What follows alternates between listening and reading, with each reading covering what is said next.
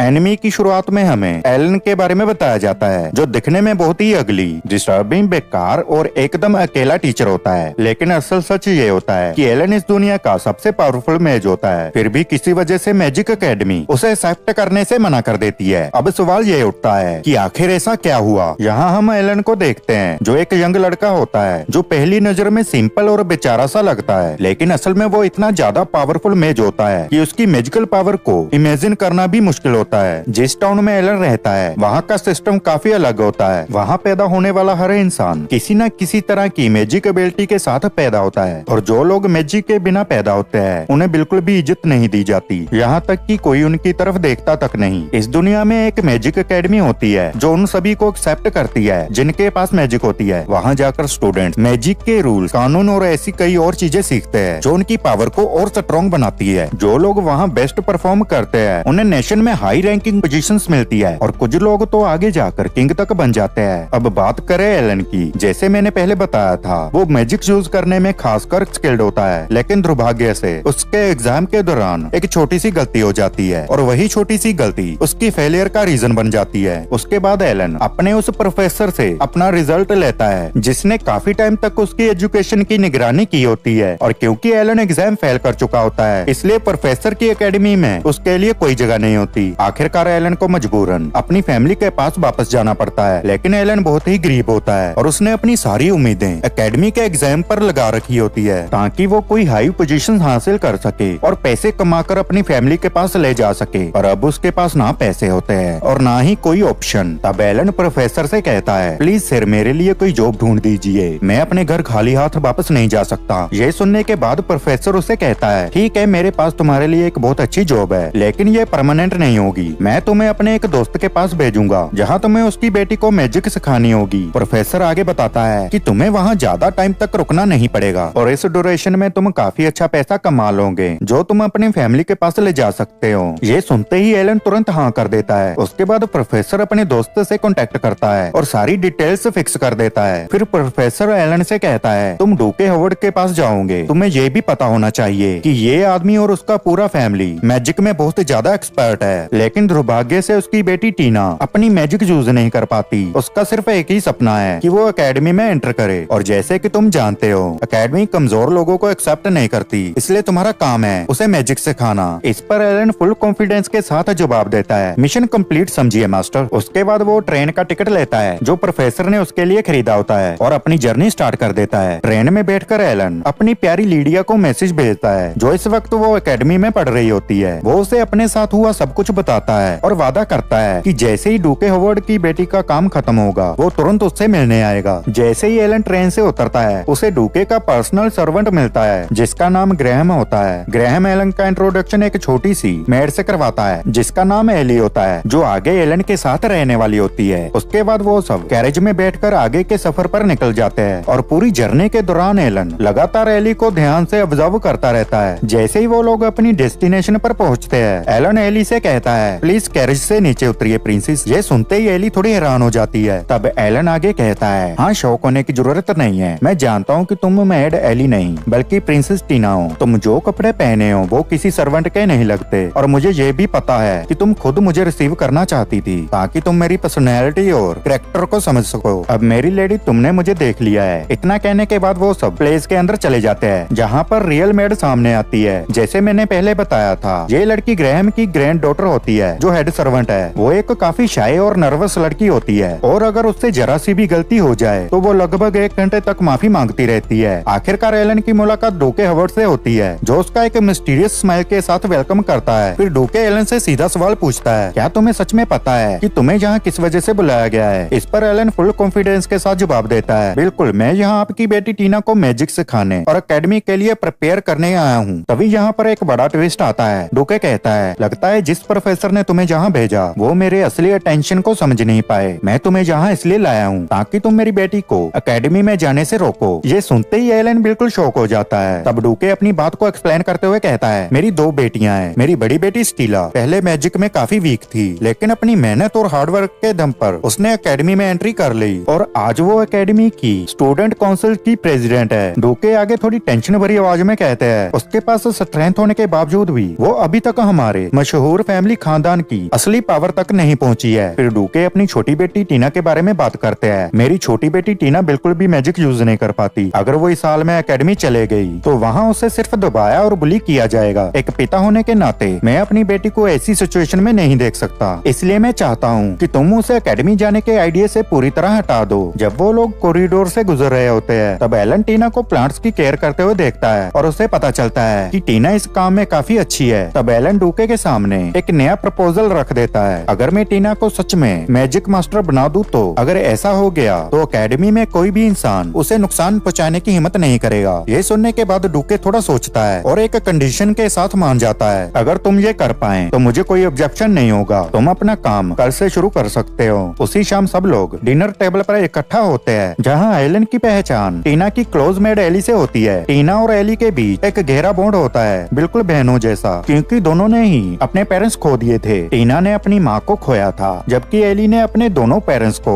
डूके Elon से कहता है कि वो एली को भी ट्रेनिंग में इंक्लूड करे, जिस पर एलन खुशी खुशी हाँ कर देता है, खासकर जब वो एली को लो कॉन्फिडेंस नोटिस करता है। एलन एली को तसल्ली देते हुए कहता है, चिंता मत करो, मैं तुम्हें तुम्हारी मैजिक को सही तरीके से यूज करना सिखाऊंगा। उसके बाद वो उन्हें एक नए साथी से इंट्रोड्यूस करता है, एक मैजिकल ब्लैक कैट, जिसका नाम एनको होता है। ये एनको प्रोफेसर का दिया हुआ गिफ्ट होता है, जो उनकी हार्ड ट्रेनिंग में मदद करने वाला होता है। अगले दिन एलन टीना के रूम में जाता है, जहाँ वो टीना को काफी ज्यादा घबराई हुई हालत में पाता है। एलन टीना को शांत करने की कोशिश करता है और उससे कहता है, शांत हो जाओ, मैं यहाँ तुम्हारी मदद करने आया हूँ ताकि तुम अपना सपना पूरा कर सको। उसके बाद वो टीना को समझाता है कि एकेडमी के एग्जाम दो पार्ट्स में होते हैं। पहला होता है थियोरेटिकल एग्जाम, जिसमें मैजिक की साइंस, रूल्स और कॉन्सेप्ट से जुड़े क्वेश्चंस होते हैं। ये वाला पार्ट कंपेरेटिवली इजी होता है। दूसरा होता है प्रैक्टिकल एग्जाम, जिसमें बैटल्स और टकराव होते हैं, जहाँ इंसान की छुपी हुई मैजिकल पावर को टेस्ट किया जाता है। इतना समझाने के बाद एलन टीना के सामने एक पेपर रखता है और कहता है, ये एक सिंपल सा टेस्ट लो, मैं तुम्हारा ट्रू लेवल जानना चाहता हूँ ताकि हम अपनी जर्नी स्टार्ट कर सकें। शाम हो जाती है और टीना एग्जाम कंप्लीट करके पेपर एलन के रूम में भेज देती है। जैसे ही एलन की नजर उसके आंसर्स पर पड़ती है, वो हैरान रह जाता है। उसके सारे आंसर्स बिल्कुल करेक्ट होते हैं, जो ये दिखाता है कि टीना का नॉलेज लेवल खासकर एडवांस्ड है। अगली सुबह एलन टीना के पास जाता है और कहता है, ये तुम्हारा टेस्ट रिजल्ट है टीना, तुमने अपनी अनवाच्ड एबिलिटी और उत्तमता प्रूव कर दी है। जैसे मैंने पहले बताया था, ये टेस्ट सिर्फ तुम्हारा नॉलेज का लिमिट जानने के लिए था और अब मुझे लगता है कि हम प्रैक्टिकल मैजिक के लिए रेडी हैं। ये सुनकर टीना उदासी भरी आवाज में जवाब देती है, मैंने बहुत बार मैजिक यूज करने की कोशिश की है, लेकिन हर बार फेल हो जाती हूँ। तुमसे पहले जितने भी टीचर्स आए थे सब फ्रस्ट्रेट होकर चले गए और उनका मानना था कि मेरी पावर्स कभी अवेकन ही नहीं होगी। तब एलन टीना को तसल्ली देते हुए कहता है, चिंता मत करो, जब तक तुम मेरे साथ हो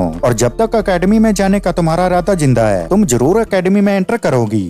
एलन टीना से पूछता है, लेकिन मुझे बताओ, तुम इस सपने से इतनी ज्यादा जुड़ी हुई क्यों हो? इस पर टीना चमकती हुई आंखों के साथ कहती है कि मेरी माँ इस दुनिया की सबसे स्ट्रॉन्ग मैजिक यूजर में से एक थी और उनका हमेशा सपना था कि मैं भी उनकी तरह स्ट्रॉन्ग बनूं। ये सुनकर एलन पूरे भरोसे के साथ कहता है, मैं वादा करता हूँ तुम्हारा ये सपना जरूर पूरा होगा। तभी एली हाथ में मोमबत्ती की ट्रे लेकर अंदर आती है, लेकिन लड़खड़ा जाती है और ट्रे गिरने ही वाली होती है। उसी पल एलन अपनी मैजिक से ट्रे को हवा में ही पकड़ लेता है और धीरे से टेबल पर रख देता है। मुस्कुराते हुए वो कहता है, जब मोमबत्ती आ ही गई है तो इसी से ट्रेनिंग शुरू करते हैं। मुझे बताओ, क्या तुम्हें मैजिक के एलिमेंट्स पता है? टीना तुरंत जवाब देती है, फायर, वाटर, विंड, अर्थ, लाइटनिंग, लाइट और डार्कनेस। और स्किल्ड मैजिस 2 या 3 एलिमेंट्स को कंबाइन भी कर सकते हैं। एलन कहता है, बिल्कुल सही, तुम्हारा फैमिली खासकर आइस और विंड को कंबाइन करने के लिए फेमस है। आज मैं चाहता हूँ तुम इनके साथ दूसरे एलिमेंट्स भी ट्राई करो, लेकिन अभी साइड में खड़ी होकर देखो, क्योंकि पहले मैं एली की एबिलिटीज चेक करूंगा। वो एली से कहता है, एक कैंडल जलाने के लिए। एली पूरा फोकस लगाती है और पहले ही ट्राई में कैंडल जल जाती है, जिस पर एलन उसकी तारीफ करता है और कहता है, एक्सीलेंट, अब विंड का यूज करके इसे बुझाओ। एली पूरी कोशिश करती है लेकिन फ्लेम बुझा नहीं पाती। तब एलन कहता है, कोई बात नहीं, अब साइड हो जाओ। और फिर टीना से कहता है, अब तुम्हारी बारी है, मैं चाहता हूँ तुम पूरी कैंडल स्टिक जलाओ। टीना आगे बढ़कर अपनी मैजिक समन करने की कोशिश करती है, लेकिन उससे कुछ भी नहीं होता। तब एलन कहता है, अब मुझे देखो। एलन आग जलाने के बजाय मैजिक के एसेंस को ही मैनिपुलेट कर देता है और जैसे ही वो ऐसा करता है कैंडल से सारे 8 एलिमेंट रिलीज हो जाते हैं। ये नजारा देखकर टीना और एली दोनों हैरान रह जाती है। उसके बाद एलन उन्हें सेकंड लेसन पर ले जाता है जो मैजिक का एक बहुत हाई लेवल होता है। यहाँ आइस, फायर और विंड जैसे पावर जानवरों के रूप में आती है, जैसे भेड़िए, ड्रैगन, ईगल या टाइगर्स। एलन समझाता है कि इन क्रीचर्स की स्ट्रेंथ पूरी तरह मैजिक की पावर पर डिपेंड करती है जो उन्हें समन करता है। फिर वो दोनों को दोबारा कैंडल स्टिक के पास प्रैक्टिस के लिए लाता है। एली पहले ट्राई करती है लेकिन शुरू में फेल हो जाती है और थोड़ी डर जाती है। तब एलन उसे हिम्मत देते हुए कहता है, डरना मत, बस खुद पर भरोसा रखो।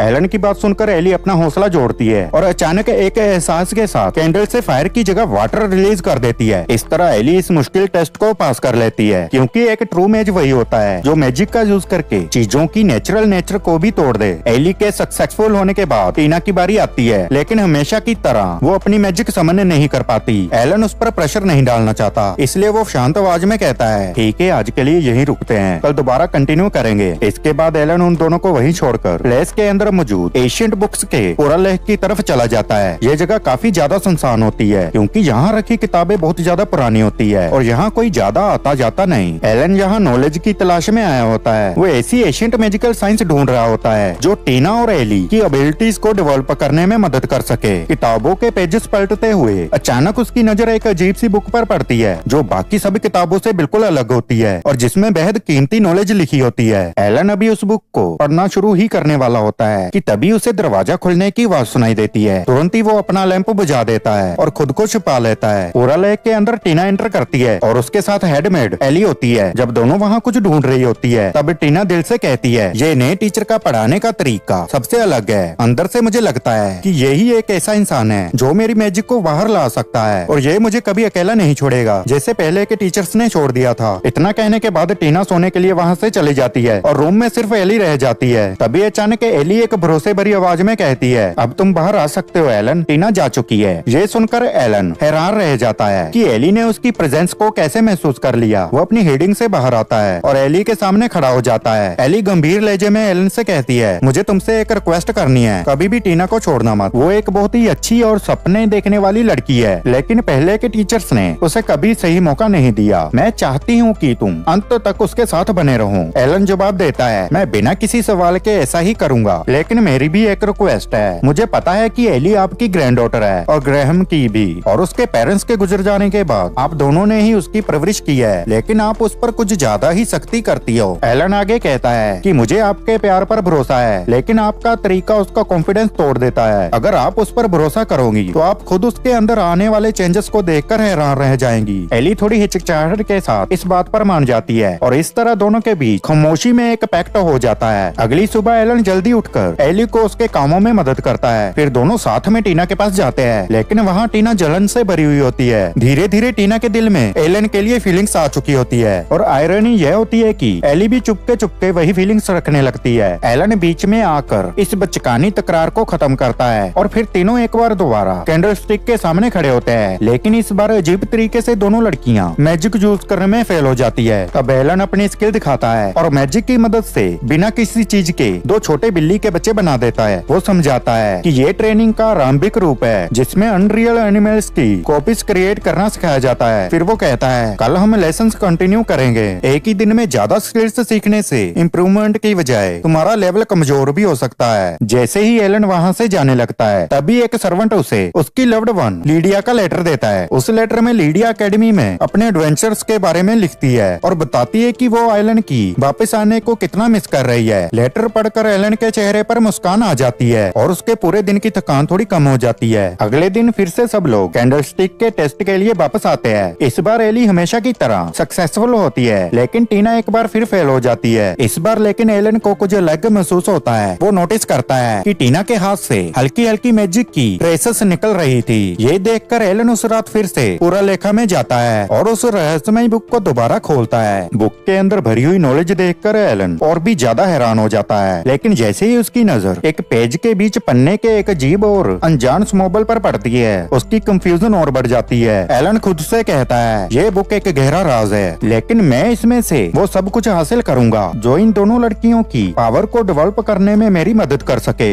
इसी सोच के साथ वो उस दिन का एंड करता है। अगली सुबह एलन एली को एक अलग जगह ले जाकर थोड़ी चिंता के साथ पूछता है, एली सच बताओ, क्या तुम्हारी जिंदगी जिंदगी में कुछ चेंज आया है? एली मुस्कुराते हुए जवाब देती है, हाँ बहुत ज्यादा। वो बताती है कि उसके ग्रैंडफादर और ग्रैंडमदर ने आखिरकार उससे खुलकर बात की और अपना प्यार क्लियरली दिखाया। एली कहती है कि उसे पहले भी पता था कि वो उनके लिए कितनी इम्पोर्टेंट है, लेकिन पहली बार उन्होंने अपने इमोशंस इतनी क्लियरली एक्सप्रेस किए। और फिर वो ये भी बताती है कि इस बदलाव की वजह तुम हो। एलन उसकी बात कन्फर्म करते हुए कहता है, हाँ ये सच है। मैंने तुम्हारी ग्रैंडमदर से कहा था कि वो अपने जज्बात तुम्हें दिखाए। जब तक तुम फिजिकल प्रेशर और इनर स्ट्रगल में फंसी रहोगी, तुम्हारी छुपी हुई मैजिक कभी बाहर नहीं आ पाएगी। एलन आगे कहता है, आने वाले दिनों में तुम्हें पूरी तरह फोकस करना होगा, क्योंकि तुम्हारे अंदर एक असाधारण टैलेंट है। अपनी बात को सच साबित करने के लिए एलन एली को कैंडल स्टिक के पास ले जाता है, जहाँ एली शानदार परफॉर्मेंस दिखाती है और मैजिक पर बेहद जबरदस्त कंट्रोल हासिल कर लेती है। ये देखकर वहाँ मौजूद सब लोग हैरान रह जाते हैं। दूर खड़ी टीना ये सब भारी दिल के साथ देख रही होती है, ना नफरत के साथ बल्कि बेबसी के साथ। जब एली उसे जज्बे भरे शब्दों में इनकरेज करती है, तब टीना एक बार फिर आगे बढ़कर ट्राई करती है, लेकिन हमेशा की तरह इस बार भी फेल हो जाती है। एलन शांत आवाज में टीना को तसल्ली देता है और कहता है, कोई बात नहीं, सीखने के लिए सबसे जरूरी चीज पेशेंस होती है।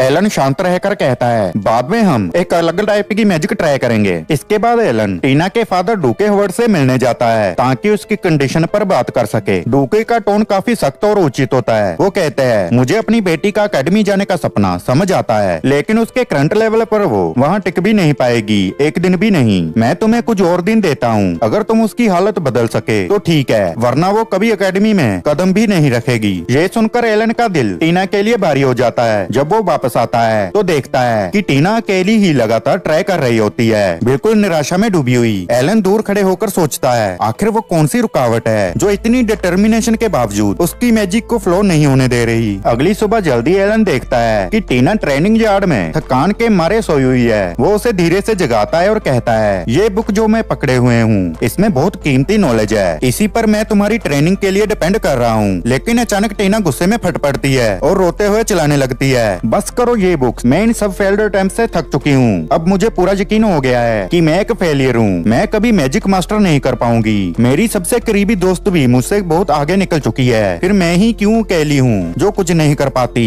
जैसे ही टीना निराशा में चिल्लाती है, एक भयानक चीज हो जाती है। उसके शरीर से एक तेज आइस स्टॉर्म फूट पड़ता है जो लगभग पूरे एरिया को लपेट में लेने वाला होता है। ये देखकर एलन बिल्कुल हक्का बक्का रह जाता है। एलन समझ जाता है कि सबसे खतरनाक मैजिक वही होती है जो बिना कंट्रोल और बिना अवेयरनेस के निकल आए, क्योंकि ये सबसे पहले अपने ही यूजर को तबाह कर देती है। तेज हवाओं और बर्फ के तूफानों के बीच एलन जोर से चिल्लाता है, टीना मेरी बात ध्यान से सुनो और डरो मत। एलन कहता है, अब मैं मेंटल टेलीपैथी के जरिए तुम तक पहुंचने की कोशिश करूंगा ताकि मेरी और तुम्हारी मैजिक के बीच एक लिंक बन सके। अगर ये लिंक बन गया तो मैं इस स्ट्रॉम को रोक सकता हूँ और तुम्हें बचा सकता हूँ। इतना कहकर एलन अपनी मैजिक यूज करके मेंटल लिंक क्रिएट करना शुरू करता है। जैसे ही ये लिंक कंप्लीट होता है, टीना के दिल के जज्बात एलन तक पहुँच जाते हैं, जो सिर्फ एक ही लाइन में सीमित होते हैं, मैं एक फेलियर हूँ और मैं कभी मैजिक यूज नहीं कर पाऊंगी। ये महसूस करते ही एलन अपनी पूरी ताकत लगा देता है ताकि टीना को इस गहरी निराशा से बाहर निकाला जा सके। टीना भी एलन का सपोर्ट महसूस करती है और अपनी कमजोरी के खिलाफ अपनी पूरी विल पावर के साथ लड़ती है, अपनी एनर्जी को कंट्रोल करने की कोशिश करती है। तभी अचानक टीना के अंदर से एक शानदार सफेद ड्रैगन प्रकट होता है। ये देखकर एलन हैरान रह जाता है। तब उसे समझ आता है कि इसी व्हाइट ड्रैगन की प्रेजेंस टीना के अंदर उसकी मैजिक के फ्लो को रोक रही थी।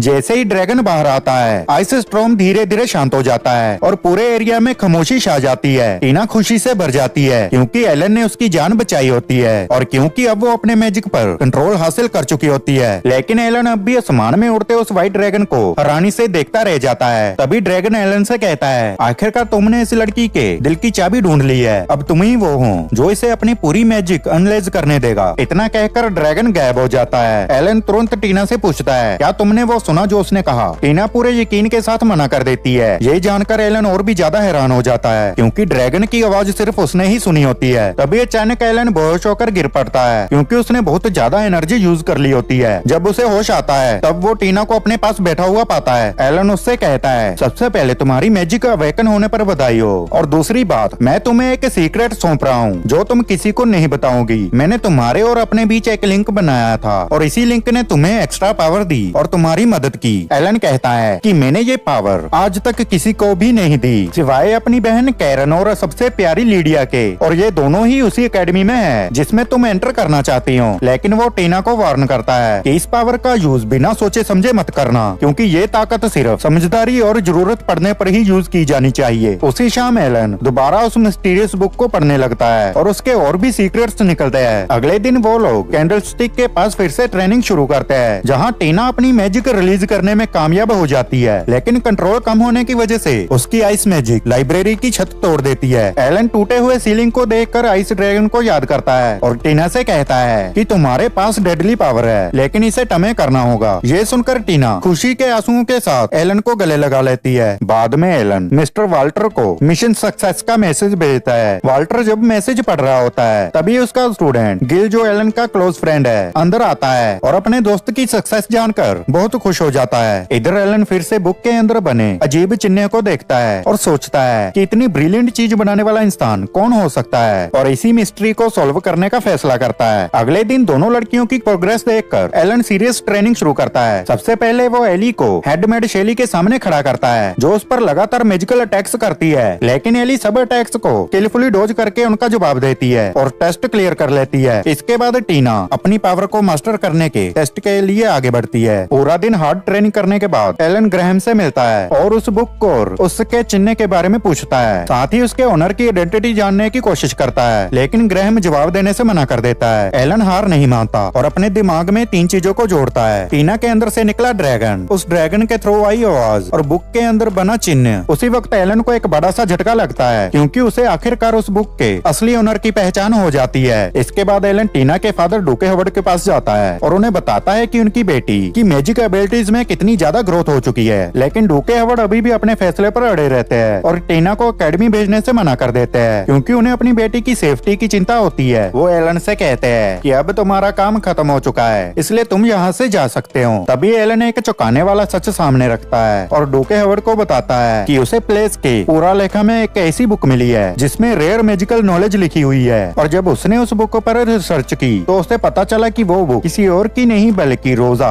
यानी डूके हवर्ड की पत्नी की थी। ये सुनते ही डूके हवर्ड हैरान रह जाते हैं और बिना यकीन किए एलन से पूछते हैं कि क्या ये बात सच है, जिस पर एलन उन्हें बताता है कि उनकी पत्नी चाहती थी कि उनकी बेटी टीना एकेडमी जाए और मैजिक में आगे बढ़े। अपनी बात को साबित करने के लिए एलन उन्हें उस बुक के अंदर लगा हुआ रोजा का पर्सनल सील भी दिखा देता है। साथ ही वो डूके हवर्ड को व्हाइट ड्रैगन के बारे में भी बताता है और समझाता है कि उस ड्रैगन के अंदर उनकी पत्नी की स्पिरिट मौजूद थी, जो तब तक टीना के पास रही जब तक वो अपनी मैजिक को रिलीज करने के लायक नहीं हो गई। ये सब सच जानकर डूके हवर्ड का दिल पिघल जाता है और आखिरकार वो टीना को एकेडमी भेजने के लिए हाँ कर देते हैं। उसके बाद एलन ये गुड न्यूज टीना और टीला दोनों को सुनाता है, लेकिन इसी के साथ वो एक और बात बताता है जो दोनों लड़कियों को थोड़ा सा परेशान कर देती है। इसके बाद डूके हवर्ड अपनी अप्रूवल के लिए एक आखिरी शर्त रख देते हैं। वो कहते हैं कि दोनों लड़कियों को एक पावरफुल मैच का सामना करना होगा, जिसे वो खुद यहाँ लेकर आएंगे, और अगर टीना और स्टीला उस मैच को हरा पाती है तभी उन्हें एकेडमी में एडमिशन लेने की इजाजत मिलेगी। एलन दोनों को तसल्ली देता है और कहता है कि वो उनकी ट्रेनिंग कंटिन्यू रखेगा ताकि जब असली आमना सामना हो तब दोनों पूरी तरह से रेडी हो। इसके बाद ट्रेनिंग तुरंत ही शुरू हो जाती है, जो काफी इंटेंस और जुनूनी होती है। दोनों लड़कियां सीधा एलन के साथ बैटल करती है और अपनी पावर्स को कंबाइन करके उसे कॉर्नर करने की कोशिश करती है, लेकिन एलन उनके जॉइंट अटैक को आसानी से मोड़ देता है और उनसे कहता है, मैं चाहता हूँ कि तुम दोनों अपनी पूरी ताकत दिखाओ, तुम्हारा अगला ओपोनेंट बिल्कुल भी आसान नहीं होगा। बैटलफील्ड में तुम दोनों को एक बनकर लड़ना होगा और सामने वाले को ये समझने का मौका बिल्कुल नहीं देना है कि तुम अगला मूव क्या करोगी। इतना कहने के बाद एलन ट्रेनिंग को वहीं रोक देता है और दोनों लड़कियों को रेस्ट करने के लिए भेज देता है, जिससे उस दिन की ट्रेनिंग खत्म हो जाती है। अगले दिन सब लोग ट्रेनिंग ग्राउंड पर दोबारा जमा हो जाते हैं और एलन काफी सीरियस टोन में एक्सरसाइज स्टार्ट होने का अनाउंसमेंट करता है। तभी एली सबसे पहले मूव करती है और दूर से पोजीशन लेकर एलन पर विंड मैजिक से घात लगाकर अटैक करती है, लेकिन एलन उस अटैक को भी स्किलफुली रोक लेता है। उसी वक्त टीना एलन पर आइस मैजिक से सरप्राइज अटैक करती है। एलन पहले अटैक को तो ब्लॉक कर लेता है, लेकिन टीना अलग अलग डायरेक्शन से लगातार आइस के गोले चला देती है, जिन्हें एलन बड़ी ही आसानी और स्पीड से डॉज कर लेता है। अचानक एली हवा से नीचे आकर सरप्राइज अटैक कर करती है, लेकिन एलन बिल्कुल लास्ट मोमेंट पर वहाँ से हट जाता है। इसके बाद एली चारों तरफ से अपनी मैजिक के जरिए एलन को घेरना शुरू कर देती है। तभी एलन अपने पैरों के नीचे एक मैजिक सर्कल बना देता है और उसके बीच में खड़ा होकर एली के अटैक्स को रेवल करता रहता है। इसी बीच टीना भी अटैक में शामिल हो जाती है और दोनों मिलकर आखिरकार एलन को हिट करने में कामयाब हो जाती है। ये देखकर एलन मुस्कुराता है और कहता है ऑलराइट, ट्रेनिंग यही खत्म होती है। एलन उनसे कहता है तुम दोनों का परफॉर्मेंस काफी शानदार रहा, लेकिन अब हमें यही रुकना होगा ताकि कल के टेस्ट के लिए तुम्हारी एनर्जी सेव रहे। इसलिए अब जाकर अच्छे से रेस्ट करो और खुद को प्रॉपरली प्रिपेयर करो। उसी शाम जब एलन लाइब्रेरी में बैठकर रोजा की बुक पढ़ रहा होता है, तभी वहाँ टीना आ जाती है। उसके चेहरे पर साफ साफ घबराहट और टेंशन दिख रही होती है। टीना बताती है कि वो रात भर सो नहीं पाई क्योंकि उसे डर लग रहा था कि अगर कल के मुकाबले में वो फेल हो गई तो उसके फादर उसे अकेडमी जाने से हमेशा के लिए मना कर देंगे। एलन उसे तसल्ली देता है और कहता है डर को अपने दिल में जगह मत दो, तुम्हारा लेवल काफी ज्यादा इम्प्रूव हो चुका है और तुम्हारी जीत के चांसेस भी बहुत स्ट्रॉन्ग है। इसके बाद टीना एलन को बताती है कि कैसे उसकी माँ उसे बचपन में मैजिकल लेजेंड्स की कहानियां सुनाया करती थी और आइस ड्रैगन की तस्वीरें दिखाया करती थी। ये सुनने के बाद एलन उसे वो बुक देता है जो उसे प्लेस पूरा लेखा में मिली थी और कहता है ये वही बुक है जिससे मैंने तुम्हारी ट्रेनिंग के लिए नॉलेज ली। ये तुम्हारी माँ की थी और लगता है कि उन्होंने ये बुक खास तुम्हारे लिए छोड़ी थी। हमेशा याद रखना तुम्हारी माँ अपनी सारी उम्मीदें तुम पर लगाकर बैठी है। ये सुनते ही टीना की आंखों से आंसू निकल आते हैं और वो खुद से वादा करती है कि वो हर हाल में जीत कर दिखाएगी। अगली सुबह जब एलन दोनों लड़कियों को बैटलफील्ड की तरफ लेकर जा रहा होता है, तभी हेड मैड उन्हें रोक लेती है और टीना को एक स्टफ देती है। वो बताती है कि ये स्टफ टीना की माँ का था। ये स्टफ हाथ में आते ही टीना का कॉन्फिडेंस और मोटिवेशन कई गुना बढ़ जाता है और वो अपनी माँ के वेपन के साथ बैटल फेस करने के लिए तैयार हो जाती है। उसके बाद बैटल शुरू होती है और उनके सामने एक अननोन मैज खड़ा होता है। सबसे पहले एली विंड मैजिक का यूज करके उसे पीछे धकेलने की कोशिश करती है और फिर सीधा उसकी तरफ चार्ज करती है, लेकिन वो मैज एली के अटैक को ब्लॉक कर लेता है और उसे जोर से उछालकर दूर फेंक देता है। हवा में होते हुए भी एली अपनी मैजिक का यूज करके उसे एक जगह पर रोक देती है। उसी पर टीना उसके पैरों को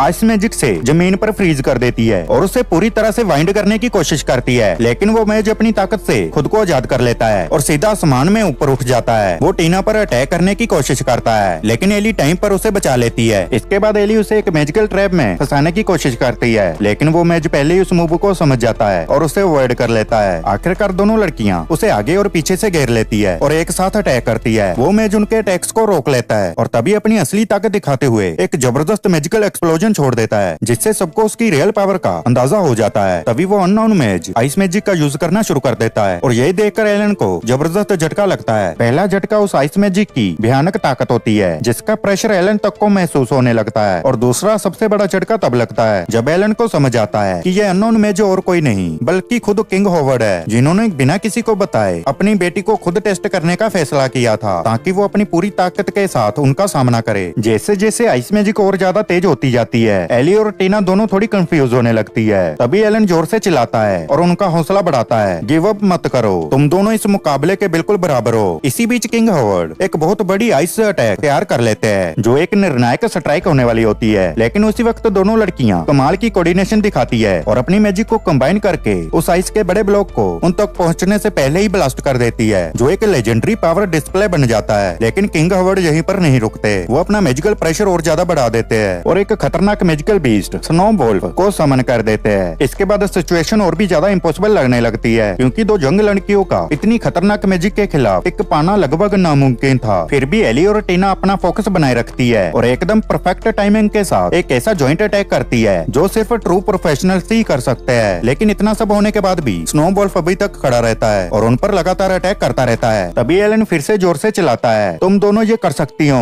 मुझे तुम दोनों पर पूरा भरोसा है। और इसी निर्णायक क्षण में दोनों लड़कियां एक साथ आगे बढ़कर स्टफ को दोनों हाथों से मजबूती से पकड़ लेती है। जैसे ही किंग हॉवर्ड अपने वॉल्फ को उन पर झपटने का ऑर्डर देता है, उसी पर स्टफ से एक जबरदस्त एनर्जी सर्ज निकलता है और वहाँ से एक और मैजिकल वॉल्फ समन हो जाता है जो सीधा हॉवर्ड के बीस्ट को बीच में ही रोक लेता है और दोनों के बीच एक भयानक क्लेश शुरू हो जाता है। लेकिन टीना यहीं पर नहीं रुकती, वो अपनी माँ से मिली हुई एक हेयर रिबन निकालती है और उससे स्टफ के अराउंड बांध देती है। जैसे ही रिबन स्टफ से जुड़ती है, एक बेहद विनाशकारी पावर फूट पड़ती है और किंग हॉवर्ड के वॉल्फ को पूरी तरह से खत्म कर देती है। ये देखकर वहाँ मौजूद सभी लोग इस जबरदस्त ताकत को देखकर हैरान रह जाते हैं। चैलेंज कंप्लीट होने और जीत मिलने के बाद सब लोग स्टेशन की तरफ निकल पड़ते हैं ताकि एकेडमी जाने वाली ट्रेन पकड़ सके। इस पर किंग हॉवर्ड खुद उन्हें छोड़ने आते हैं और टीना से कहते हैं, मैंने तुम्हें एकेडमी भेजने से इसलिए रोका था क्योंकि मुझे तुम्हारी बहुत चिंता थी, लेकिन अब मुझे पूरा भरोसा है कि तुम किसी भी मुश्किल का सामना कर सकती हो। मेरी तरफ से तुम्हें बेस्ट विशेस मेरी बेटी। इसके बाद ट्रेन चल पड़ती है और कुछ घंटों के सफर के बाद सब लोग अपनी डेस्टिनेशन पर पहुंच जाते हैं। जैसे ही एलन एकेडमी के अंदर कदम रखता है, उसी वक्त उस पर फायर मैजिक का अचानक अटैक होता है, लेकिन एलन शांत रहते हुए उस अटैक को आसानी से डिफ्लेक्ट कर लेता है, क्योंकि उसे पता होता है कि ये अटैक लीडिया ने किया है। लीडिया इस बात से गुस्सा होती है क्योंकि एलन ने कुछ दिनों से उसे कोई लेटर नहीं लिखा होता। एलन उसे शांत करता है और अपने साथ हुई उसे सारी बातें बता देता है, लेकिन टीना के साथ बने मैजिकल लिंक को वो सीक्रेट ही रखता है। फिर एलन लीडिया से कहता है, एक और बात है जो मैं तुम्हें बताना चाहता हूँ। और इसी के साथ उसे अपनी वो आखिरी मुलाकात याद आती है जो उसकी टीना के फादर के साथ दोनों लड़कियों की मौजूदगी में हुई थी।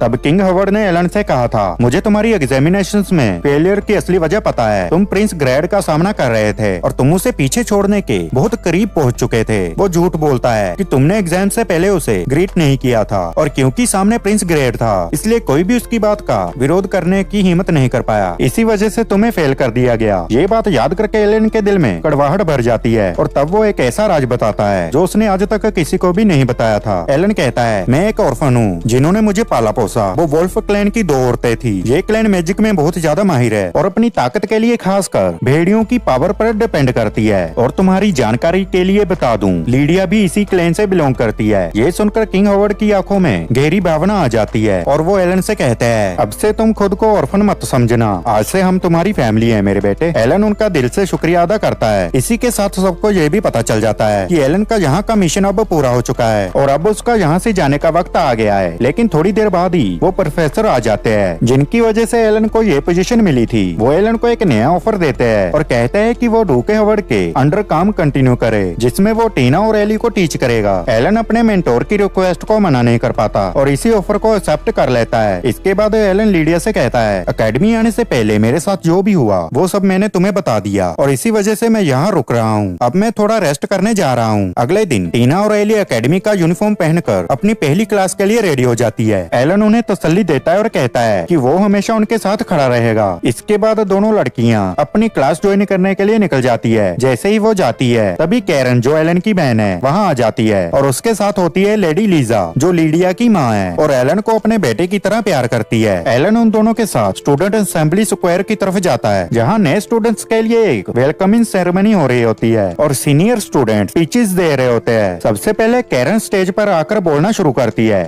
वो खुद का इंट्रोडक्शन स्टूडेंट काउंसिल की वाइस प्रेसिडेंट के तौर पर देती है और पूरे कॉन्फिडेंस के साथ कहती है कि उसे वुल्फ क्लैन से बिलोंग करने पर गर्व है, चाहे कुछ स्टूडेंट इस क्लैन से नफरत की वजह से असहज ही क्यों न महसूस कर रहे हो। कैरन उन लोगों पर बिल्कुल भी ध्यान नहीं देती और आगे बढ़ते हुए अपने क्लैन के सबसे महान मेज का इंट्रोडक्शन करवाती है, जिसे देखकर पूरा हॉल जोरदार तालियों से गूंज उठता है। इसके बाद कैरन टीना को स्पीच देने के लिए स्टेज पर बुलाती है। शुरू में टीना थोड़ी घबराई हुई होती है, लेकिन फिर हिम्मत जुटाती है और बताती है कि कैसे उसने यहाँ तक पहुँचने के लिए कितनी मुश्किलें झेली है। वो अपने फ्यूचर ग्रोथ पर भरोसा दिखाती है और खासकर अपने टीचर एलन को स्पेशल थैंक्स देती है जिन्होंने हमेशा उसका साथ दिया। उसके बाद टीना की बड़ी बहन स्टीला जो स्टूडेंट काउंसिल की प्रेसिडेंट है स्टेज पर आती है और एक मोटिवेशनल स्पीच देती है। वो सभी स्टूडेंट्स से कहती है कि अपनी पढ़ाई और जिंदगी दोनों के लिए क्लियर गोल्स सेट करो, क्योंकि एकेडमी में सिर्फ वही लोग टिक पाते हैं जो सच में डिजर्विंग होते हैं। इसी के साथ ये दिन सभी की तालियों के बीच खत्म हो जाता है। अगले दिन लीडिया का सामना प्रिंस ग्रेड के गार्ड से होता है जो वही प्रिंस है जिसकी वजह से पहले एलन को फेल होना पड़ा था। प्रिंस ग्रेड लीडिया को पसंद करता था जबकि लीडिया उसे बिल्कुल भी बर्दाश्त नहीं करती थी। उसी वक्त वहाँ एलन भी पहुँच जाता है और उसी के साथ सुल्तान भी आ जाते हैं जो गुस्से में पूछते हैं कि यहाँ हो क्या रहा है। लीडिया सुल्तान को बताती है कि उनका बेटा उसे परेशान कर रहा है। प्रिंस ग्रेड लीडिया पर झूठा इल्जाम लगाने की कोशिश करता है, लेकिन तभी एलन बीच में आ जाता है और सख्त आवाज में सुल्तान से कहता है, माफ कीजिए लेकिन आपके बेटे की परवरिश ठीक से नहीं हुई है। लीडिया बिना किसी वजह के उस पर हाथ नहीं उठाएगी। मैं आपसे गुजारिश करता हूँ कि आप अपने बेटे को उससे दूर रखें। अगर वो दोबारा उसके पास आया तो ना लीडिया चुप रहेगी और ना ही मैं। ये सुनते ही ग्रेड आग बबूला हो जाता है और सबके सामने एलन और वुल्फ क्लैन को गाली देने लगता है, उन पर घटिया इल्जाम लगाता है। इस पर एलन गुस्से में जवाब देता है, मैं अपनी फैमिली का अपमान किसी भी हाल में बर्दाश्त नहीं करूंगा। इसके बाद सुल्तान बीच बचाव करते हुए कह देते हैं कि अपनी जुबान संभाल कर बात करो और आगे से उनके के बारे में इस तरह बात करते हुए मुझे दोबारा मत सुनाई देना। इतना कहकर सुल्तान इस झगड़े को वहीं खत्म कर देता है और अपने बेटे प्रिंस ग्रेड को सजा देने का फैसला करता है। साथ ही वो ग्रेड को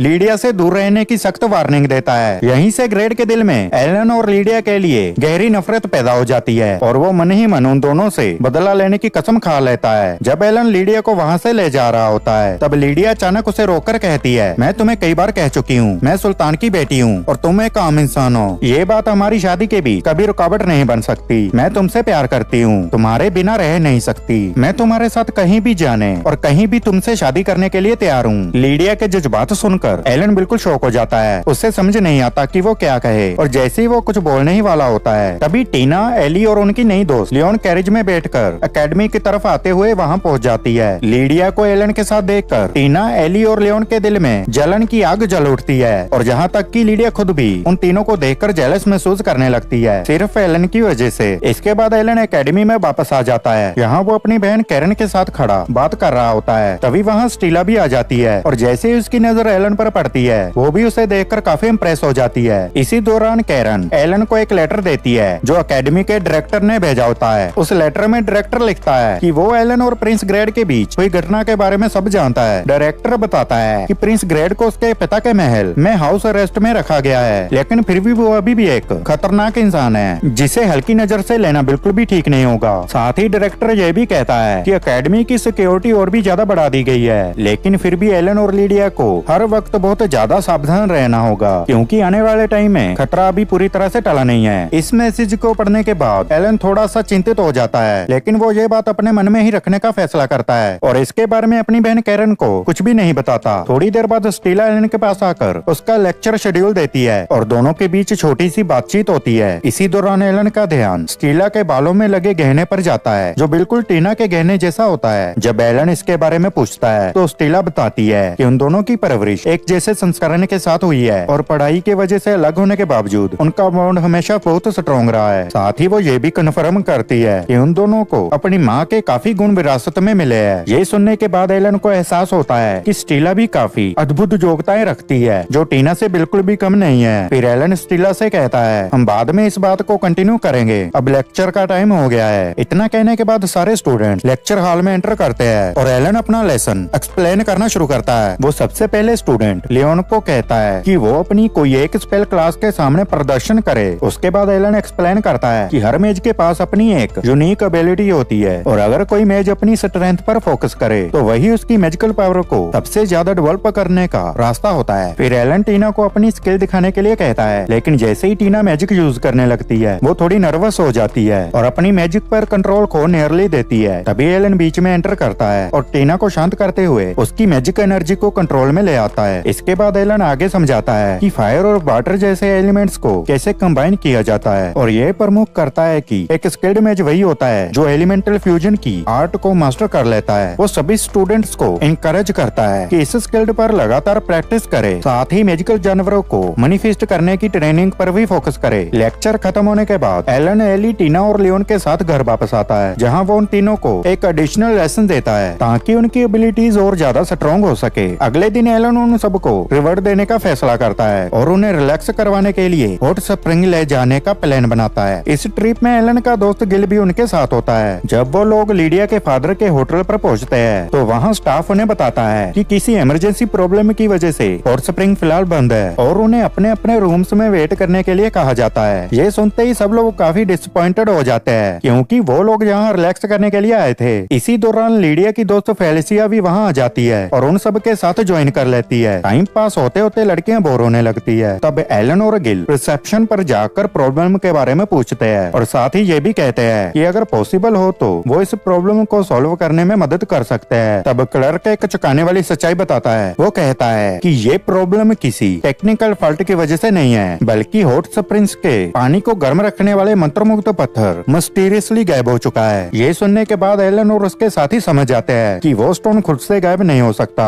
बल्कि किसी ने उसे चुरा लिया है। अब ये जिम्मेदारी एलन और उसके ग्रुप पर आ जाती है कि वो उस स्टोन को ढूंढकर वापस ले आए। इस बात पर डिस्कशन करते हुए गिल को एक बात याद आती है। वो बताता है कि उसने पहले कभी एक ऐसे बर्ड के बारे में सुना था जिसे हीट बहुत पसंद होती है और जो गर्मी के बिना जिंदा ही नहीं रह सकता। इसलिए गिल अज्यूम करता है कि शायद वही बर्ड बर्ड मंत्रमुग्ध पत्थर को उठाकर ले गया होगा। वो सजेस्ट करता है कि होटल के आसपास मौजूद कैब्स में सर्च करनी चाहिए। बिना टाइम वेस्ट किए सब लोग तुरंत निकलने की तैयारी कर लेते हैं, लेकिन एलन लड़कियों को होटल में ही रुकने के लिए कहता है और अपने साथ सिर्फ लीडिया को ले जाता है ताकि वो जल्दी से उस मंत्रमुग्ध पत्थर का पता लगा सके। रास्ते में चलते हुए लीडिया के चेहरे पर गुस्सा साफ दिख रहा होता है, क्योंकि उसे लगता है कि एलन ने किसी और लड़की के साथ मैजिकल बॉन्ड बना लिया है। एलन इस सवाल को अवॉइड करने की कोशिश करता है, लेकिन लीडिया उसे सख्ती से कहती है कि वो जल्दी ही इस बात की सच्चाई खुद पता लगा लेगी। अभी लीडिया ने अपनी बात खत्म ही की होती है कि उनके सामने एक केव आ जाती है, लेकिन वहाँ पहुंचकर एलन और लीडिया दोनों हैरान रह जाते हैं, क्योंकि वो देखते हैं कि बाकी लड़कियां भी उनका पीछा करते हुए वहाँ आ चुकी होती है और वो सब भी इस मिशन में हिस्सा लेना चाहती है। एलन इस पर कोई ऑब्जेक्शन नहीं करता और सब लोग साथ में केव के अंदर एंटर कर जाते हैं। केव के अंदर जाते ही उन्हें वो मंत्रमुग्ध पत्थर मिल जाता है और साथ ही ये भी पता चलता है कि एक बहुत बड़ा बर्ड है जो उस स्टोन को अपने बच्चों के पास रखे हुए है ताकि वो ठंड से बच सके, क्योंकि अगर उन्हें गर्मी ना मिले तो उनकी जान भी जा सकती है। सिचुएशन को समझने के बाद एलन लड़कियों को 2 काम असाइन करता है। पहला काम ये होता है कि बिना बच्चों को डराए और बिना उन्हें खतरे में डाले मंत्रमुग्ध पत्थर को वहाँ से उठाया जाए, जिसके लिए किसी अल्टरनेट हीट सोर्स का इंतजाम करना जरूरी होता है। दूसरा काम ये होता है कि माँ बर्ड के लौटने से पहले ये पूरा मिशन कंप्लीट करना होगा। थोड़ी देर सोचने के बाद लड़कियां एक काफी स्मार्ट आइडिया निकालती है। वो एक नॉर्मल पत्थर उठाती है और फायर मैजिक का यूज करके उसे मंत्रमुग्ध पत्थर जैसा बना देती है। उसके बाद वो उस फेक स्टोन को बर्ड के बच्चों के पास रख देती है, जिससे उन्हें गर्मी मिलती रहे। इस तरह बिना किसी को नुकसान पहुंचाए प्रॉब्लम सोल्व हो जाती है। लेकिन तभी अचानक माँ बर्ड वापस आ जाती है और वो बहुत गुस्से और घबराहट की हालत में होती है। वो अपने मुंह से एक पावरफुल मैजिकल अटैक छोड़ देती है, लेकिन लीडिया तुरंत अपनी स्वॉर्ड के साथ आगे बढ़कर उस अटैक को ब्लॉक कर लेती है। तभी एलन बीच में एंटर करता है और अपनी मैजिक के साथ साथ प्रोफेसर की कैट की मैजिक का भी यूज करता है ताकि उस बर्ड को शांत किया जा सके। एलन बर्ड को समझाता है कि उनका उसके बच्चों को नुकसान पहुंचाने का कोई इरादा नहीं है और वो सिर्फ मंत्रमुग्ध पत्थर को वापस ले जाने आए हैं। ये सुनने के बाद धीरे धीरे बर्ड शांत हो जाता है और सिचुएशन कंट्रोल में आ जाती है। बर्ड के शांत होते ही एलन एक बड़ा फैसला लेता है। वो डिसाइड करता है कि एनर्जी स्टोन को वही बर्ड के बच्चों के पास ही रहने दिया जाए, क्योंकि उनकी हालत सच में बहुत ज्यादा नाजुक होती है और उन्हें इस स्टोन की सबसे ज्यादा जरूरत होती है। एलन लड़कियों से प्रॉमिस करता है कि प्रोफेसर बाद में उन्हें एक रिप्लेसमेंट स्टोन प्रोवाइड कर देगा। फिर वो सबको बताता है कि असल में वो शुरू से ही ऐसा कर सकता था, लेकिन उसने इस पूरी एडवेंचर को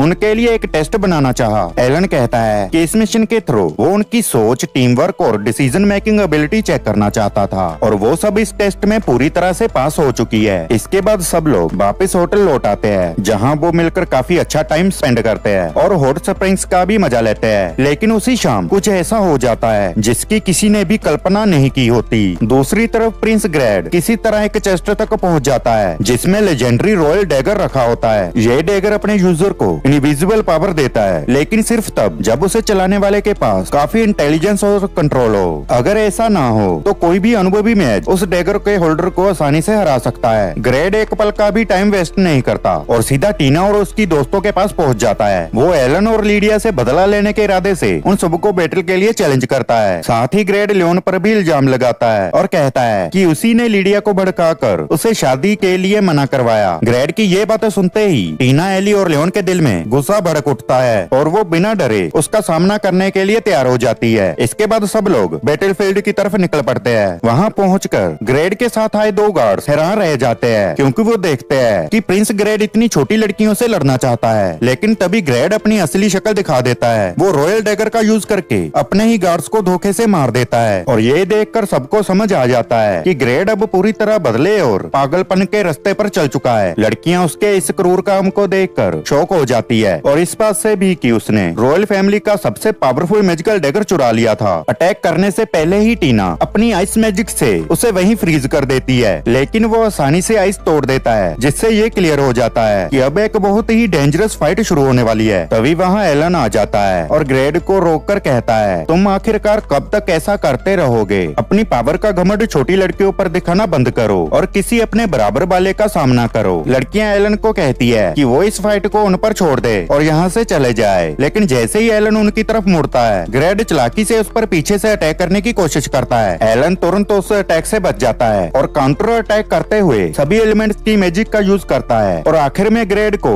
मैजिकल अर्थ के अंदर दबा देता है। लेकिन ग्रेड डैगर की पावर से खुद को आजाद कर लेता है और फिर से अटैक कर देता है। टीना तुरंत उसका हाथ दोबारा आइस से फ्रीज कर देती है, फिर भी वो आइस तोड़ देता है। लेकिन इस बार लड़कियां डरती नहीं है और सब एक साथ उस पर अटैक कर देती है, जिससे ग्रेड की प्लानिंग बिगड़ जाती है। इसी मौके का फायदा उठाकर एलन लाइटनिंग मैजिक का यूज करता है और प्रिंस को वीक कर देता है, जबकि लड़कियां आइस, विंड और फायर मैजिक से लगातार अटैक करती रहती है। इतनी चोटों के बाद भी ग्रेड गुस्से से भड़क उठता है और बिना सोचे समझे सब पर अटैक करना शुरू कर देता है, जिसे सब मिलकर आइस बैरियर से रोक देते हैं। जब वो एलन पर सीधा अटैक करने की कोशिश करता है, तभी अचानक लीडिया एंट्री कर लेती है और एक पावरफुल किक से उसे दूर उड़ा देती है, जिसकी एंट्री बिल्कुल लेजेंडरी लगती है। हर बार अटैक लगने के साथ ग्रेड धीरे धीरे एक राक्षसी रूप में परिवर्तन होने लगता है, लेकिन इससे एलन और लीडिया बिल्कुल भी नहीं घबराते और दोनों मिलकर उस पर लगातार अटैक करते रहते हैं। यहाँ लीडिया अपनी स्वॉर्ड से लगातार वार करती है, साथ ही एलन अपनी मैजिक से उस पर अटैक्स करता रहता है और आखिर में लीडिया एक पावरफुल फेरी अटैक करती है, जिससे ग्रेड बिल्कुल कंट्रोल से बाहर हो जाता है। तभी एकेडमी के डायरेक्टर वहाँ आ जाते हैं और कहते हैं कि ग्रेड के पूरी तरह डेमन बनने से पहले रॉयल डैगर को डिस्ट्रॉय करना होगा और ग्रेड को भी रोकना होगा। डायरेक्टर की बात खत्म होते ही ग्रेड फिर से होश में आ जाता है और जबरदस्त एनर्जी के साथ खड़ा हो जाता है, जहाँ अब फायर मैजिक भी उस पर असर नहीं कर रही होती। जैसे ही वो लीडिया पर अटैक करने बढ़ता है, डायरेक्टर तुरंत उसे एक मैजिकल बैरियर के अंदर कैद कर देते हैं। लीडिया टीना से मदद मांगती है और एलन अपना स्टफ पकड़कर लीडिया और टीना के साथ अपनी पावर को जोड़ देता है। फिर तीनों मिलकर अपना सबसे पावरफुल अटैक करने की तैयारी करते हैं और डायरेक्टर से बैरियर हटाने को कहते हैं। उनकी कंबाइंड पावर से एक विशाल आइस वॉल्फ प्रकट होता है, जो जबरदस्त फोर्स के साथ ग्रेड पर हमला कर देता है। प्रिंस अपनी राक्षसी नेत्र का यूज करने की कोशिश करता है, लेकिन आइस वॉल्फ उसकी मूवमेंट को ही फ्रीज कर देता है। उसी वक्त लीडिया अपनी स्वॉर्ड लेकर उस पर चार्ज करती है और टीना एक हग आइसबर्ग समन करती है, जो लीडिया के ब्लेड के साथ मर्ज हो जाता है। इस कंबाइंड अटैक से एक निर्णायक स्ट्राइक लगती है, जो रॉयल डैगर को सीधा 2 टुकड़ों में तोड़ देती है। जैसे ही डैगर टूट जाता है, एलन, लीडिया और टीना अपनी सारी मैजिकल एनर्जी खर्च करने की वजह से थकान से वहीं गिर जाते हैं। कुछ देर बाद एलन को होश आता है और वो देखता है कि लीडिया उसके पास रूम में बैठी हुई है। एलन उसका शुक्रिया अदा करता है कि उसने उसकी जान बचाई, लेकिन लीडिया टीना के साथ एलन के कनेक्शन और उनके बीच बने मैजिकल बॉन्ड के बारे में जानकर काफी गुस्से में होती है। तभी लीडिया की माँ वहाँ आ जाती है और एलन की बहादुरी के लिए उसका धन्यवाद करती है, लेकिन एलन दुखी होते हुए कहता है कि मैं टीचर के पोजीशन के लायक नहीं हूँ। अगर मैंने ग्रेड को चैलेंज नहीं किया होता तो शायद ये सब नहीं होता। इस पर वो समझाती है कि यहाँ की लड़कियाँ तुम्हें बहुत रिस्पेक्ट करती है और तुम्हारा यहाँ से जाना वो कभी एक्सेप्ट नहीं करेगी। जो कुछ भी हुआ उसमें तुम्हारी गलती नहीं थी, अब तुम्हें आराम करना चाहिए। उसी शाम एलन थोड़ा वॉक करने बाहर निकलता है और गार्डन में टीना को उदास बैठा हुआ पाता है। जब वो उसे पूछता है कि क्या बात है, तो टीना रो पड़ती है और कहती है कि मुझे लगता है कि मैं तुम्हारे साथ बैटलफील्ड में खड़े होने के लायक नहीं हूँ, लीडिया इसके ज्यादा लायक है। इस पर एलन शांत होकर कहता है कि लीडिया स्ट्रॉन्ग इसलिए है क्योंकि उसने कई सालों तक ट्रेनिंग की है और एक दिन तुम भी उसके लेवल तक जरूर पहुँचोगी। ये सुनकर टीना अपनी माँ की कसम खाकर कहती है कि वो खुद को स्ट्रॉन्ग बनाने के लिए पूरी मेहनत करेगी और उसकी ये डिटर्मिनेशन देखकर एलन का दिल खुश हो जाता है। अगली सुबह कैरन एलन के पास आती है और एली की कंडीशन के बारे में बताती है। वो समझाती है कि लास्ट बैटल के बाद से एली मेंटल थकावट से गुजर रही है, क्योंकि टीना ने जो भी अभी रिसेंटली ट्रेनिंग शुरू की है वो उससे काफी आगे निकल गई है। एलन उनसे वादा करता है कि वो एली से खुद बात करेगा और कैरन से कहता है कि अगर कोई नई बात हो तो उसे जरूर बताए। उसके बाद एलन एकेडमी के डायरेक्टर से मिलने जाता है, जहाँ डायरेक्टर उसे बताते हैं कि प्रिंस ग्रेड को अब कैद कर लिया गया है। इस मौके पर एलन डायरेक्टर को टीना के सामने आई व्हाइट ड्रैगन और उस मिस्टीरियस आवाज के बारे में बताता है, जो सिर्फ उसे ही सुनाई दी थी और जो रिसेंट बैटल के दौरान फिर से सुनाई दी थी। इस पर डायरेक्टर थोड़े रहस्यमय आवाज में कहते हैं कि उस आवाज को सिर्फ तुम ही सुन सकते हो मेरे बेटे। अब तुम्हें टीना से बात करके इस राज की सच्चाई पता लगानी होगी। उनकी बात अभी खत्म भी नहीं होती कि तभी स्टीला वहाँ आ जाती है और अपनी फ्रेंड फेल्सिया की तबीयत खराब होने की वजह से उसके लिए छुट्टी की रिक्वेस्ट करती है। साथ ही कहती है कि वो और कैरन मिलकर उसके लेसन्स का रिकॉर्ड रखेगी। स्टीला के जाने के बाद डायरेक्टर उसकी मेहनत और सबकी मदद करने की आदत की तारीफ करते हैं और कहते हैं कि वो अपनी पोजीशन की हकदार है। भले ही मैजिकल टैलेंट के मामले में कैरन उससे ज्यादा डिजर्विंग हो, लेकिन स्टीला ये सब बातें दरवाजे के पीछे से सुन लेती है, जिससे उसे अपने पुराने दिन याद आ जाते हैं, जब उसके पिता ने उसकी कमजोर एबिलिटीज की वजह से एकेडमी में आने का विरोध किया था। उस वक्त उसे लगा था कि उसके पिता उसे नीचा दिखा रहे हैं, इसलिए उसने सबको गलत साबित करने का फैसला किया और एकेडमी छोड़ने के बजाय अपनी मेहनत से खुद को प्रूव करने का सोचा। और सच में अपनी मेहनत के दम पर वो स्टूडेंट काउंसिल की प्रेसिडेंट भी बन गई। लेकिन फिर भी वो अपनी बहन के उससे ज्यादा स्ट्रॉन्ग मैजिकल टैलेंट देखती तो उसके दिल में हल्का सा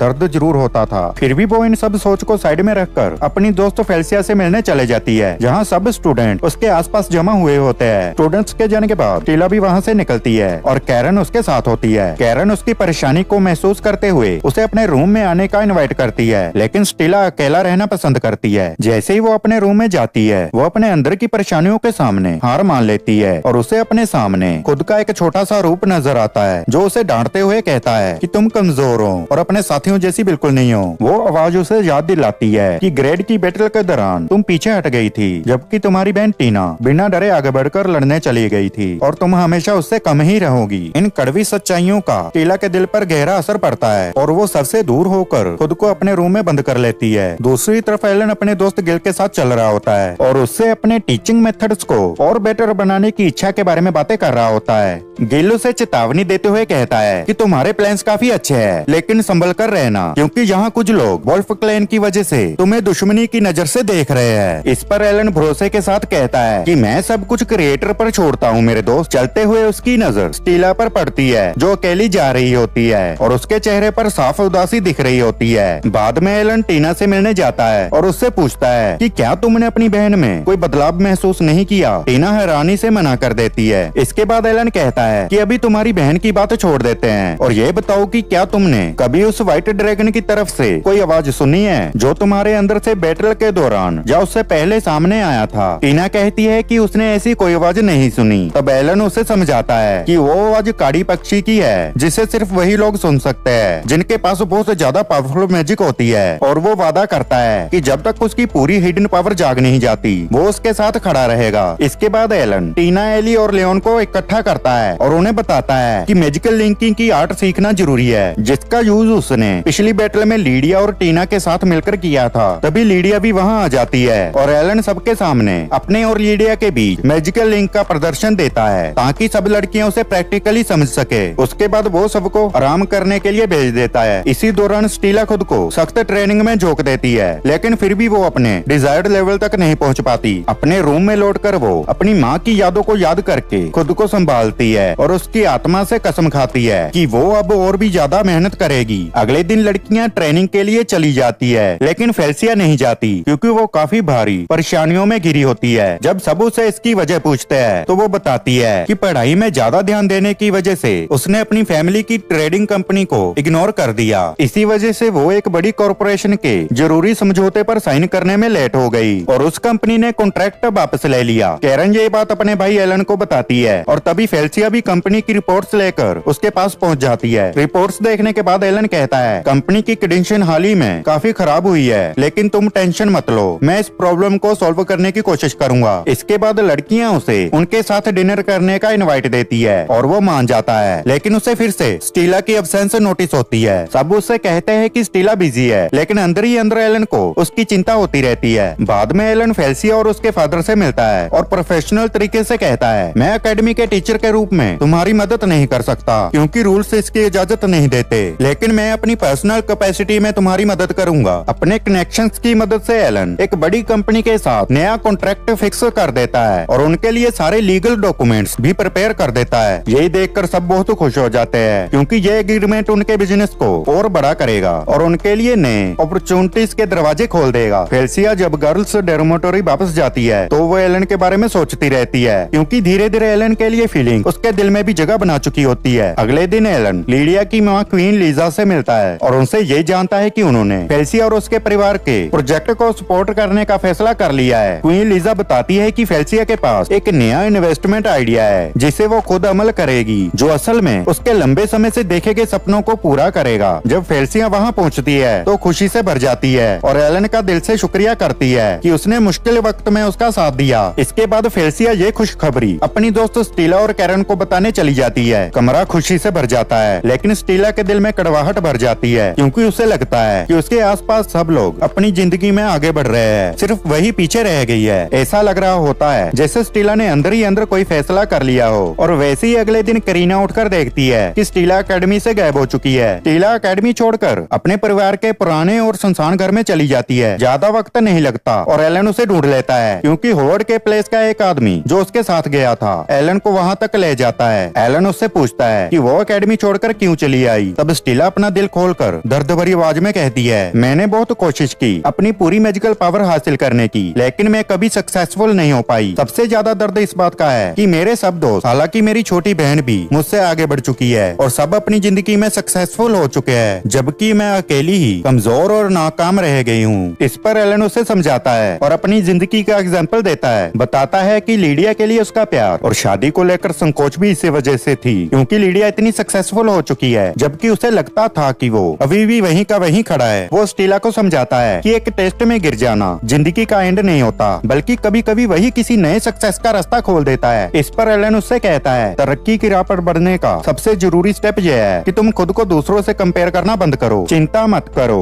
जब तक तुम अपनी छुपी हुई पावर को डिस्कवर नहीं कर लेती, मैं तुम्हारे साथ खड़ा रहूंगा, लेकिन अभी मेरे साथ चलो, थोड़ा अपना मन हल्का करते हैं। इसके बाद स्टीला उसके साथ बाहर जाती है और दोनों साथ में अच्छा वक्त बिताते हैं, जिससे उसके दिल पर छाई उदासी धीरे धीरे दूर होने लगती है। शाम को एलन उसे एक ऊंची जगह पर ले जाता है और अचानक उसे अपनी बाहों में उठाकर आसमान में उड़ने लगता है और फिर एक ऊंची बिल्डिंग के ऊपर ले जाकर खड़ा कर देता है। एलन उससे कहता है, अपनी आंखें खोलो, क्या ये जगह तुम्हें किसी चीज की याद दिलाती है? ये वही जगह होती है जिसके बारे में उसकी माँ उसे बचपन में सोने से पहले कहानियों में बताया करती थी। एलन आगे कहता है, मैंने तुम्हारी माँ की सभी किताबें पढ़ी है और मुझे पता है कि उन्हें तुम पर कितना भरोसा था और वो चाहती थी कि तुम सक्सेसफुल बनो। तुम्हें उनका सपना जरूर पूरा करना चाहिए। इन बातों से स्टीला के अंदर नया हौसला भर जाता है और वो फैसला करती है कि अब वो पूरी ताकत से ट्रेनिंग करेगी। अगले दिन स्टीला अपनी बहन और अपनी दोस्तों के पास जाकर उन तीनों को एक साथ चैलेंज देती है। लड़कियां उसकी बात सुनकर हंसने लगती है, लेकिन तभी एलन सबको सरप्राइज कर देता है जब वो अनाउंस करता है कि वो स्टीला की टीम में शामिल होगा और उनके खिलाफ लड़ेगा। इससे कंपटीशन और भी ज्यादा एक्साइटिंग हो जाता है और सब लोग फैसला करते हैं कि ये बैटल 2 हफ्तों बाद होगी। इसके बाद एलन और स्टीला तुरंत ट्रेनिंग शुरू कर देते हैं। एलन स्टीला से कहता है कि वो उस पर अटैक करे ताकि वो उसकी पावर को टेस्ट कर सके। स्टीला इस मैजिक से अटैक करती है, लेकिन एलन बिजली की रफ्तार से उसके अटैक से बच जाता है। स्टीला फिर और ज्यादा पावरफुल अटैक करती है, लेकिन एलन उसके आइस गोले को उस तक पहुंचने से पहले ही डिस्ट्रॉय कर देता है। फिर भी स्टीला हार नहीं मानती और एक बड़ा सा आइस वोर्टेक्स बनाकर उसके अंदर से अटैक करती है, लेकिन एलन उसके अटैक को रोककर उसे जमीन पर गिरा देता है और एक अनुभवी टीचर की तरह कहता है, आज की ट्रेनिंग यहीं खत्म होती है। एलन स्टीला से कहता है, एक ही ट्रेनिंग सीजन में अपनी सारी एनर्जी खत्म नहीं करनी चाहिए। घर जाओ, आराम करो और अपनी गलतियों के बारे में सोचो ताकि अगले बैटल में उन्हें दोबारा रिपीट ना करो। इसके बाद स्टीला घर वापस जाती है और अपने अगले कदम के बारे में सोचते हुए दिन का अंत हो जाता है। अगले दिन ट्रेनिंग और भी तेज गति पर शुरू होती है और धीरे धीरे स्टीला की पावर और स्किल्स में स्पष्ट सुधार आने लगता है। दूसरी तरफ एलन क्वीन रोज की किताब पढ़ते हुए स्टीला की मैजिक की असली नेचर को समझने की कोशिश करता रहता है, जिससे वो उसके लिए एक ऐसा ट्रेनिंग प्लान बना सके जो उसकी छुपी हुई पावर को जल्दी से बाहर ला सके। बाद में एलन स्टीला के साथ एक रेस्टोरेंट में बैठता है और उसे उनके विपक्ष टीना, एली और लियोन की इमेजेस दिखाता है। वो कॉन्फिडेंस के साथ कहता है, तुम्हें उनकी स्ट्रेंथ और वीकनेस दोनों को समझना होगा, तभी तुम उन्हें आसानी से हरा पाओगी। मैं तुम्हारा साथ तब तक नहीं छोड़ूंगा जब तक तुम अपने टारगेट लेवल तक नहीं पहुंच जाती। अब चलो ट्रेनिंग जारी रखते हैं। जबकि दूसरी तरफ वो तीनों लड़कियां अपनी जीत को लेकर ओवर कॉन्फिडेंट होकर ट्रेनिंग कर रही होती है। उन्हें बिल्कुल भी अंदाजा नहीं होता कि स्टीला हर दिन अपनी स्किल्स को और भी बेटर बना रही है। ट्रेनिंग के दौरान जब एलन स्टीला के आइस अटैक को ऑब्जर्व करता है तो उसे महसूस होता है कि उसकी आइस पावर धीरे धीरे टीना की आइस जैसी स्पेशल विशेषताएं लेने लगी है। इससे एलन को यकीन हो जाता है कि दोनों बहनों ने अपनी माँ से एक ही लेजेंडरी पावर विरासत में मिली है और हो सकता है स्टीला सबसे आगे निकल जाए।